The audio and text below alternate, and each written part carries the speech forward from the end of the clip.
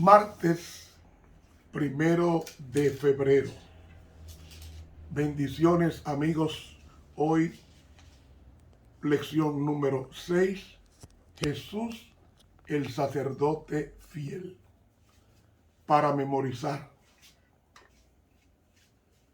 Porque tal sumo sacerdote nos convenía santo, inocente,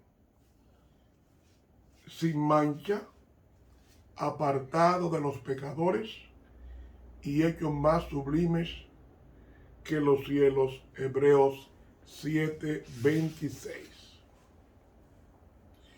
Bondadoso Padre que estás en los cielos, tu nombre santificado sea para siempre.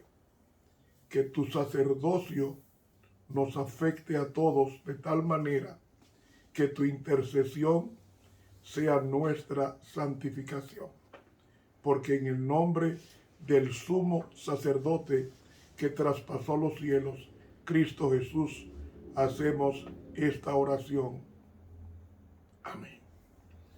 Para hoy, martes, un sacerdote eficiente. Queremos iniciar con la lectura de la epístola a los Hebreos en el capítulo 7, donde nos habla, partiendo del versículo 11, por qué el sacerdocio levítico establecido por Dios era imperfecto. Así que vamos a leer desde el versículo 11 hasta el 16. Y pues la perfección era por el sacerdocio levítico, porque debajo de él recibió el pueblo la ley, ¿qué necesidad había aún de que se levantase otro sacerdote según el orden de Melquisedec, y que no fuese llamado según el orden de Aarón? Pues mudado el sacerdocio, necesario es que se haga también mudanza de la ley. Porque aquel del cual esto se dice, de otra tribu es, de la cual nadie asistió al altar. Porque notorio es que el Señor nuestro nació de la tribu de Judá, sobre cuya tribu nada habló Moisés tocante al sacerdocio. Y aún más manifiesto es, si a semejanza de Melquisedec se levanta otro sacerdote, el cual no es hecho conforme a la ley del mandamiento carnal, sino según la virtud de vida indisoluble. Muy bien. ¿Cuándo surge el sacerdocio? ¿Por qué surge el sacerdocio? Primeramente, la rebelión comenzó en el cielo. ¿Contra quién fue la rebelión? Contra Dios. En el cielo no había sacerdocio. La gracia de Dios permeaba todo ser creado en el universo. Cuando el hombre iba a ser creado, y quiero esto aclararlo,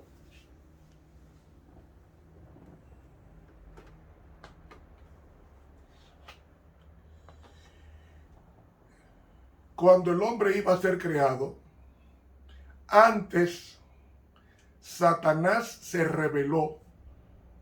Una de las razones de su rebelión se debió a que no fue consultado en la creación del hombre. Eso está en el libro La historia de la redención, en los primeros capítulos. ¿Por qué Dios iba a crear este planeta, el último planeta conocido que Dios creó? Porque Dios previó en su infinita omnisciencia de que se levantaría un oponente en el cielo, que la guerra sería directamente contra Cristo como Dios. Entonces, como la guerra comenzó en el cielo contra Cristo, directamente contra Cristo, de las tres divinas personas, directamente contra Cristo. Cristo, como previó el pecado desde el principio, Él le dice al Padre, vamos a crear un planeta. Ese planeta va a completar a los habitantes que van a ser expulsados, llamados Lucifer y sus ángeles, de nuestro medio, porque ellos nos van a hacer la guerra. Entonces Cristo se presentó ante el Padre como un sacerdote futuro. ¿Por qué sacerdote futuro? Porque cuando Lucifer se rebela contra Dios, dice el libro Patriarcas y Profetas, página 16, que él llamó a todos los ángeles para explicarles cuál era la función de Dios Hijo en el cielo. Todos quedaron convencidos de la función principalesca de Cristo en el cielo y divina de Cristo. Pero dice en Patriarcas y Profetas, páginas 16, 17 y 18, que en él había una inquietud en su corazón y luego esa inquietud salió a diseminar ese malestar a todos los ángeles. Como hubo un sacerdote en el cielo abogando por Lucifer y él rechazó esa intercesión, haciéndole la guerra, como dice Apocalipsis 12, 7 al 9, Satanás le hizo la guerra a Cristo, dando a entender con esto que no quería ni su perdón, ni su intervención, ni su santificación. Entonces, Cristo tiene que expulsar a la tercera parte de los ángeles rebeldes del cielo, conocidos como Lucifer y los demonios, que en el principio no eran ni diablo ni eran demonios, sino ángeles buenos. Dios creó este planeta después de la expulsión de Satanás del cielo, y creó el planeta para que fuera el supletorio, es decir, el que sustituyera el vacío de los ángeles caídos dejados en el cielo, como ya lo he explicado en las lecciones anteriores.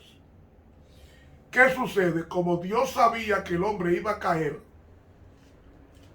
dice Apocalipsis 13, que él fue el cordero inmolado desde la fundación del mundo. Es decir, cuando el hombre es hecho y Dios sabía que el hombre iba a caer, no por determinación divina, sino por escogencia y decisión humana, en este caso Adán y Eva. Entonces Cristo se ofrece como el sacerdote, como el medianero. Y déjeme decirles, cuando Adán peca ese viernes por la mañana, la ley dice, el alma que pecare, esa morirá. ¿Qué tuvo que hacer Dios? Bueno, según nuestra ley, demanda destrucción inmediata a la santa pareja. ¿Qué vamos a hacer con ellos?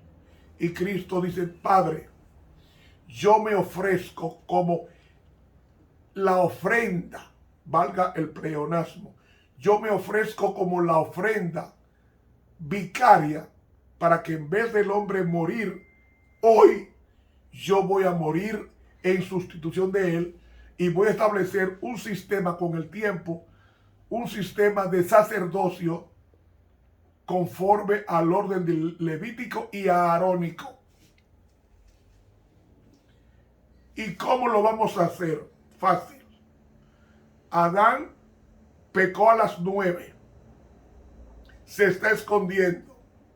Al mediodía hubo 3 horas del mediodía hasta las 3 de oscuridad en el jardín. Y ahí a las 3 yo apareceré ante el juicio retributivo de Adán y voy a pedirle que confiese su pecado sobre ese animal sobre un cordero sin defecto, y ese cordero sin defecto va en consecuencia a recibir el castigo correspondiente a Adán. Un ser inocente va a recibir la carga de un culpable. Entonces, ¿qué hicieron Adán y Eva? Estoy haciendo un repaso para basarme por qué el sacerdocio de Cristo es eficiente. Adán toma el cordero sin defecto y pone sobre la cabeza sus dos manos y confiesa su culpa. Al confesar su culpa, está traspasando la culpa al animal. Ya él no es culpable. Quien es culpable ahora es el animal inocente llamado cordero. Entonces Dios le dice a Adán, mátalo. Y Adán mata el cordero.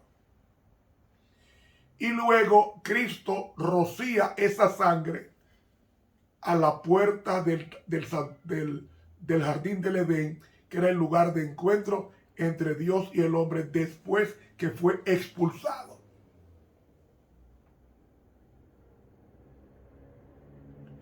Cuando Adán es expulsado, él tiene que llevar el sistema de sacrificio y enseña a sus hijos primeros, que fueron Caín y Abel, que algunos teólogos dicen que eran mellizos. Caín no aceptó el sistema cruento de sacrificio establecido por Dios en el jardín del Edén. Abel sí. Y en consecuencia, Caín se rebela contra Abel y lo degüella. No fue con un palo. El griego dice que lo degolló en el 1 de Juan capítulo 5. Entonces él sale huyendo y se casa con una de sus hermanas y fundamenta una tierra, la tierra de Nod, y allí hace una ciudad. Por eso es que las ciudades son tan corrompidas, porque su fundador fue un criminal llamado Caín. Pero ese sistema sacrificial continuó con Abel. Al morir Abel, vino un sustituto llamado Set. Set sigue el sistema sacrificial y pasamos a Enoc. Y de Enoc pasamos a Matusalén. Y de Matusalén pasamos a Noé. De Noé vemos que cuando el diluvio, él sale del arca después del diluvio de 1 año y pico, él sacrifica un animal o varios animales en ofrenda de gratitud y de expiación. Luego, al tener 3 hijos de Shem, Cam y Jafet, Shem fue el segundo hijo.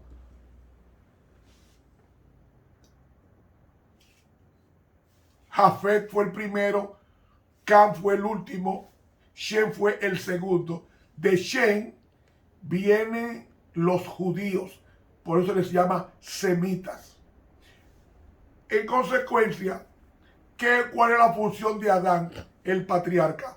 Él, donde quiera que iba, levantaba un altar y sacrificaba, porque la ley del sacrificio no comienza con Aarón, comienza con Adán. Y cada vez que llevamos un animal, un cordero específico, estaban diciendo que ellos habían pecado y querían perdón. ¿Qué sucede? Cuando le nacen los 12 hijos a Jacob, y estoy haciendo ese histórico para saber por qué el sacerdocio levítico arónico era imperfecto. Entonces, cuando Dios saca al pueblo de Israel de Egipto, eran 12 tribus, hijos de Jacob, que luego se le cambia el nombre a Jacob como Israel, y se llamó los hijos de Israel a las 12 tribus. Cuando hubo la apostasía al pie del monte Sinaí, en la adoración al becerro de oro, que era Satanás con otro nombre, del buey Apis egipcio. Ellos adoraron a Satanás con otro nombre, y en consecuencia hubo una tribu que fue fiel y que no se arrodilló ante el becerro de oro. Esa tribu se llamó la tribu de Leví. Como la tribu de Leví o Leví fue fiel ante la apostasía general, entonces Dios escoge esa tribu para que de ella viniera su sacerdocio. ¿Me están siguiendo? Y entonces Dios llama a Aarón, sacerdote de la tribu de Leví, para llevar la representación y la intercesión por el pueblo. Aarón, como sumo sacerdote, es decir, como el sacerdote principal, tenía que representar a Dios ante el pueblo. Tenía que comer como comería el sacerdote de Dios, la comida indicada por Dios. ¿Qué comía Aarón? De las ofrendas de pecado que traían los pecadores. Parte de ella, el resto era quemada. Entonces, él tenía una función que era sumamente relevante. Primero, Aarón tuvo 4 sacerdotes y con él 5, sus 4 hijos, Nadab, Abiú, Eleazar y Tamar. Esos 4, más él 5, él era el principal, llamado sumo sacerdote. Entonces, él debía ser agente de Dios. Es decir, él debía proteger las cosas sagradas del santuario y el espacio sagrado, para que nadie que no fuera levita participara en la liturgia directa del santuario. No podía interceder, según Números capítulo 3 y también Números capítulo 18. Esto que ustedes ven es una taza con té de menta para la garganta. No de café. Nunca me gustó el café. No me interesa. Pero esto lo tomo para mi garganta. Eso es té de menta. Hágalo, le va a ayudar mucho. Segundo, el sacerdote no solamente cuidaba del espacio del santuario para que no entrara nadie que no fuera levita, sino que también era quien estaba dedicado a instruir al pueblo cómo obedecer la ley, según Levítico capítulo 10. Es decir, él explicaba al pueblo que no era sacerdote las reglas y el significado del culto y de la gracia de Dios cada vez que se mataba un animal en favor del oferente, es decir, del que presentaba la ofrenda. ¿Qué hacía Aarón? Aarón leía, narraba, explicaba y traducía la palabra de Dios. Eso está en Nehemías capítulo 8, lo pueden encontrar. Y entonces copiar y preservar los escritos con las instrucciones de Dios. Otro punto era que el sacerdote tenía la función de interpretar la ley de Dios. Y debían explicar las leyes de la pureza, o sea, el cristiano debe ser higiénico, aplicar el sistema del diezmo, que era para sustentar el ministerio, así como las demás ofrendas que formaban parte de la liturgia en el santuario. Pero no solamente esto, el sacerdote era juez y servía para tratar y resolver los problemas más difíciles que había en la nación. Y por último, un sacerdote era un portavoz de Dios. Y al ser un portavoz de Dios, significa que ellos hablaban la voluntad de Dios al pueblo. Y llevaba 12 piedras en el pecho, símbolo del pueblo de Dios en el corazón de Cristo, y 2 piedras llamadas Urim y Tumim, que significan en el griego, en el hebreo bíblico, están en plural. Urim es plural y Tumim es plural, que significan luces y perfecciones. Entonces, cuando el sacerdote consultaba a Dios, si la piedra de la derecha se iluminaba, Dios aprobaba. Si la de la izquierda no pasaba lo mismo, entonces Dios no aprobaba.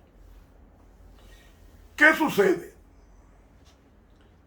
El sacerdocio aarónico con el tiempo se corrompió.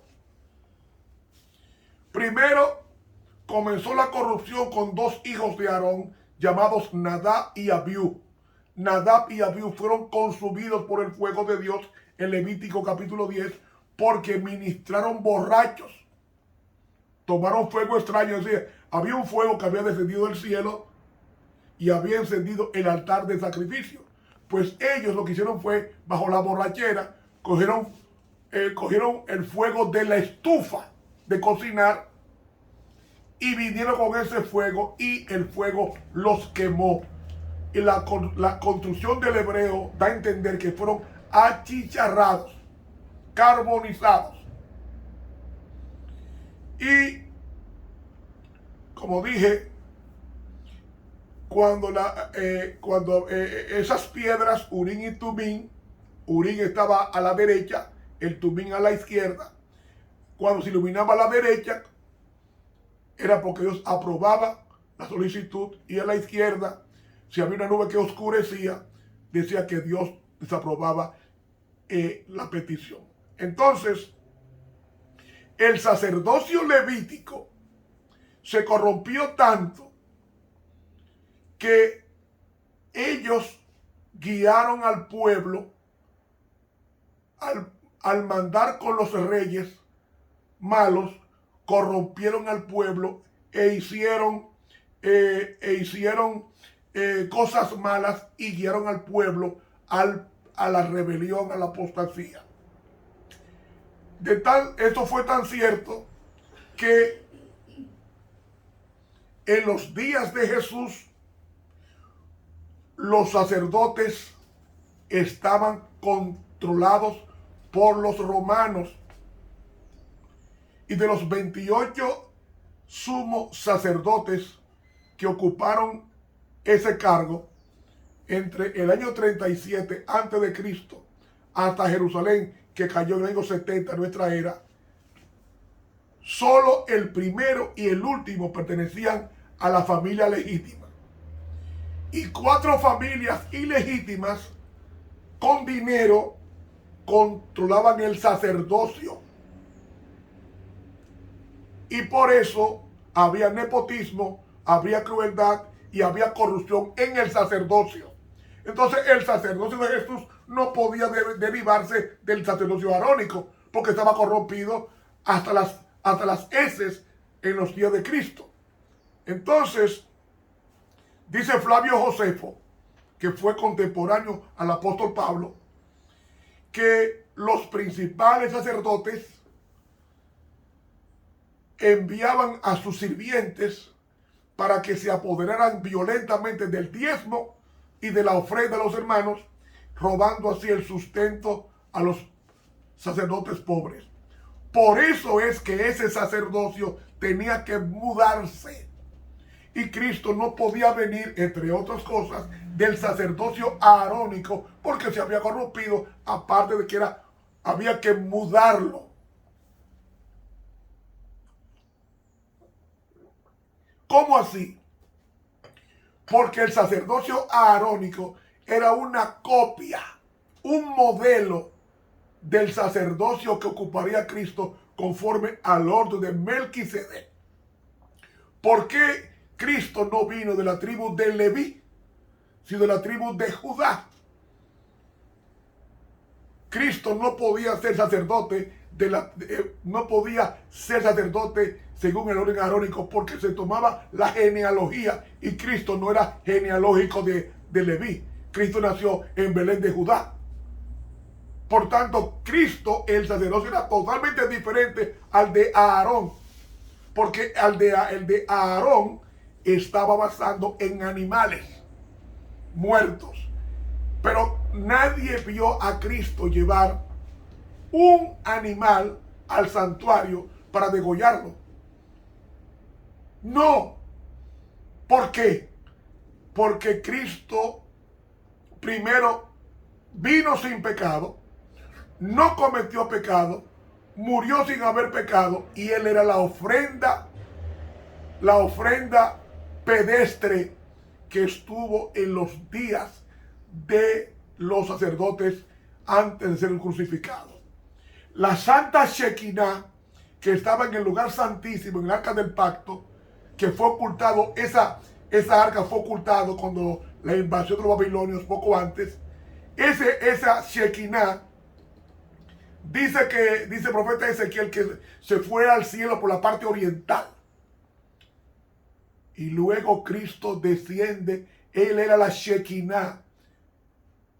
La gloria de Dios descendió en Belén de Judá como una estrella que iluminaba, desciende él y entonces los magos van a adorarle y esa estrella o esa persona llamada Cristo o Jesús, mejor dicho, que significa salvación o salvador. Entonces ese Cristo sería la gloria de Dios en persona, como dice Juan 1:14, y aquel verbo se hizo carne y habitó en medio de nosotros y vimos su gloria. ¿Qué gloria? La gloria que había en el lugar santísimo, en el santuario de Aarón, como también en el santuario de Salomón. Ahí se nos fue el tiempo. Ahí seguimos mañana. Que Dios nos bendiga y recuerde, suscríbase al canal de YouTube de Ramón Romero. Dele clic a la campanita y hará que otros tantos conozcan este evangelio. Te habló el profesor Ramón Romero. Continuamos mañana con este estudio.